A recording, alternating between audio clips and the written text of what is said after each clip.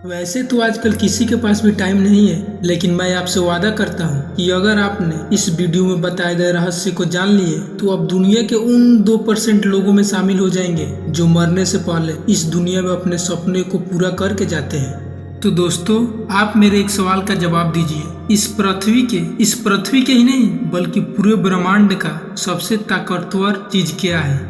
Yes, this is voice, यानी कि बोली, जिसको हम अपने मुंह से बोलते हैं। एक बार आश्रम में शिष्यों में इस बात पर बहसबाजी होने लगी कि आखिर इस दुनिया की सबसे शक्तिशाली वस्तु क्या है। सभी शिष्यों का जवाब अलग अलग था। कोई कुछ कह रहा था तो कोई कुछ। काफी समय बहस करने के बाद जब उन लोगों को सही और सटीक आंसर अचीव नहीं हुआ तो सारे शिष्य ने गुरुजी के पास जाने का डिसीजन लिया। वे सब गुरुजी के पास गए और पूछा कि महाराज, इस संसार की सबसे ताकतवर वस्तु क्या है? गुरुजी इस प्रश्न को सुनने के बाद बोले, तुम सबों का दिमाग खराब हो गया है क्या? हाँ, ये बेकार के प्रश्न क्यों कर रहे हो? यह कहकर गुरुजी वहाँ से चले गए। गुरुजी के जाने के बाद सारे शिष्य गुरुजी को क्रिटिसाइज करने लगे, क्योंकि हमेशा शांत स्वभाव में रहने वाले और सभी प्रश्नों का उत्तर देने वाले गुरुजी को आज तक किसी ने इस प्रकार से बिहेव करते हुए नहीं देखा था। थोड़ी देर बाद में गुरुजी वापस आए और बड़े प्रेम से कहा कि मुझे आप सब पर गर्व फील हो रहा है। आप सब अपना टाइम एक सेकेंड भी वेस्ट नहीं करते हो, खाली समय में भी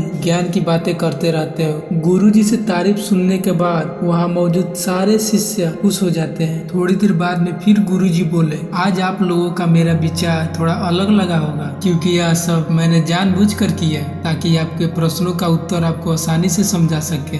जब मैंने आपके प्रश्नों का उत्तर देने के बजाय आपको भला बुरा कहा तो आप सब ने मेरी निंदा की, और जब मैंने आपकी तारीफ की तो आप खुश हो गए। इसलिए संसार में वाणी यानी कि बोली से ताकतवर कोई वस्तु है ही नहीं। इसलिए मनुष्य को ऐसी पावरफुल वस्तु का प्रयोग हमेशा सोच समझकर करना चाहिए। भले ही आप कितना भी पढ़ लो, लाख डिग्रियां हासिल कर लो, अगर आपके अंदर मीठा बोलने की क्वालिटी नहीं है तो आप असफल हो।